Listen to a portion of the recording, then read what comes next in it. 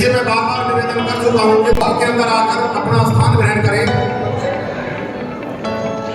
पर अपनी जगह अगर ले लें तो आज का कार्यक्रम हम शुरू करने जा रहे हैं। हमारे बीच में जान से महाराज मंगलानंद जी पधारे हैं। तो मेरे सामने महान विभूतियां विराजमान हैं।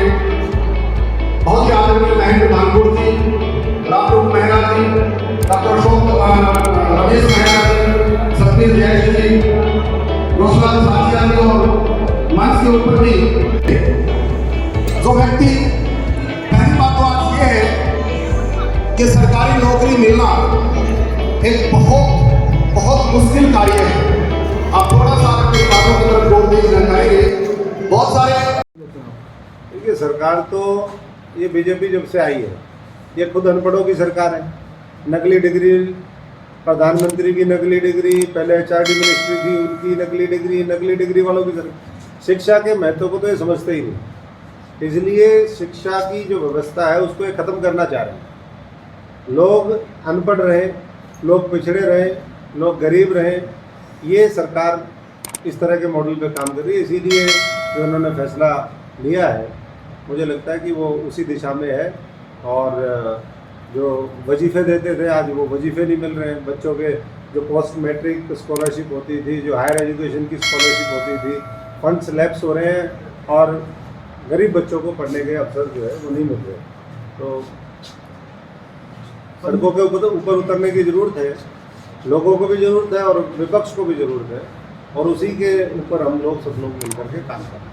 पंजाब में जीत के बाद आम आदमी पार्टी के उससे बड़े बुलंद हैं और हरियाणा में भी काफ़ी लोग फिलहाल आम शामिल हो रहे हैं।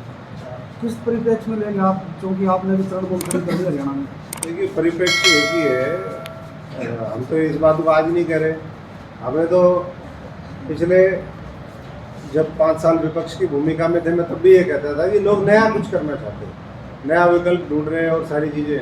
जब हमने कांग्रेस छोड़ी उस समय भी कहा कि भाई ये जो साठ-गांठ की राजनीति चल रही है, ये मिलीजुली जो सरकारें हैं जिसमें कांग्रेस भी शामिल है, बीजेपी है, जेजेपी है, ये सब मिलकर काम कर रहे हैं। एक दूसरे को बचाते हैं, पहले खूब लूटते हैं, फिर एक दूसरे को बचाने में लगे रहते हैं।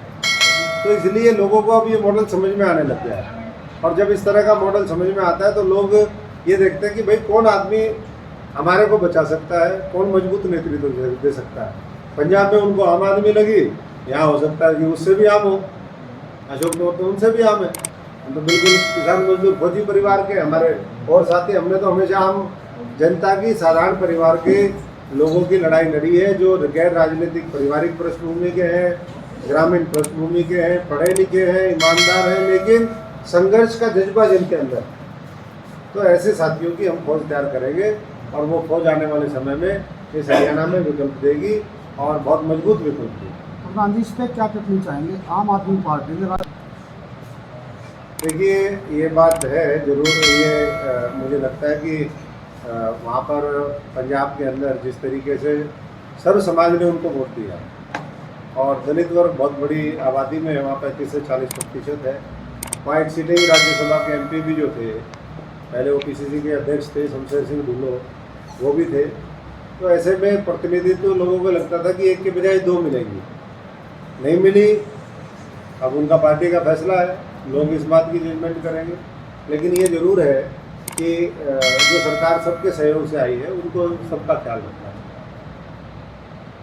स्थिति का है, आप सब लोग देख ही रहे हैं कि लगातार इस देश के अंदर महंगाई है, बेरोजगारी है, भ्रष्टाचार है, समाज को, देश को बांटने का लोग काम कर रहे हैं।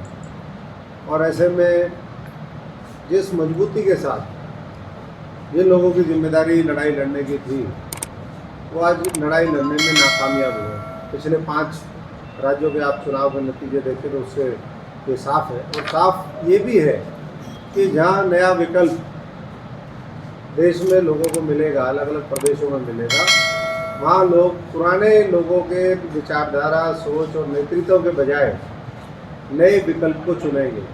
ये लोगों का संकल्प अब दिखता है, क्योंकि डीजल पेट्रोल के भाव देख लो, जब तक इलेक्शन थे वो दाम रुके हुए थे, चाहे अंतर्राष्ट्रीय बाजार में कम हुए या बढ़े, लेकिन वो रोक के रखे सरकार ने 45-50 दिन।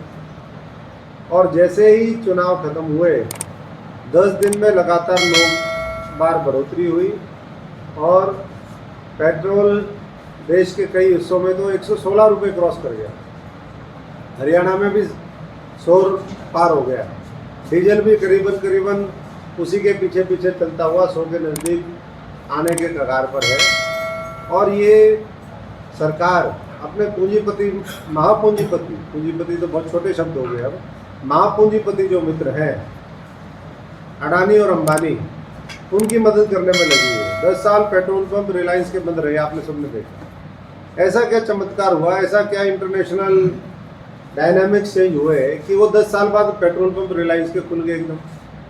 भाव बढ़ते जा रहे हैं, सरकार भी कमा रही है और उनके दोस्त भी कमा रहे हैं। देखो कैसा मॉडल है। बोले सरकार निचोड़ मॉडल में लगी हुई है, निचोड़ दो सबको, जनता को निचोड़ दो, व्यापारी को निचोड़ दो, किसान मजदूर को निचोड़ दो, जितना इनसे निचोड़ा जा सकता है उतना निचोड़ दो और अपने साथियों का उनका भर दो।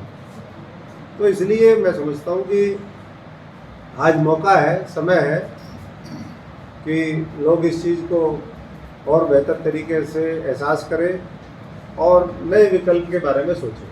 प्रधान जी